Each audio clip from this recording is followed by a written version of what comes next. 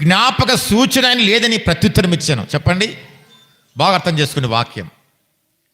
అందరూ బాగా తలలు పైకెత్తండి. వ్యతిరేకించే వారికి ఏం చెప్తున్నాడు ఇక్కడ? చెప్పండి. వ్యతిరేకించే వారి గురించి ఏం చెప్తున్నాడు? ఏం చెప్తున్నాడు?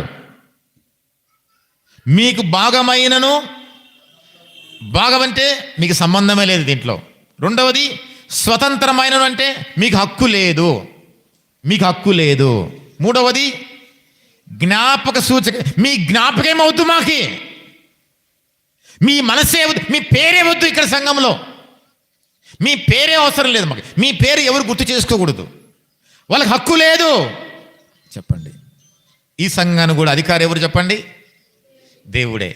యజమాని ఎవరు? దేవుడే. దేవుడే హక్కు లేకుండా చేస్తాడు. చేస్తున్నాం లేదా? చూడండి, దేవుడే చేస్తాడు అంతే, మనకు సంబంధం లేదు. మనం పనివారం, దేవుడు చూసుకుంటాడు అంతే. వాళ్ళ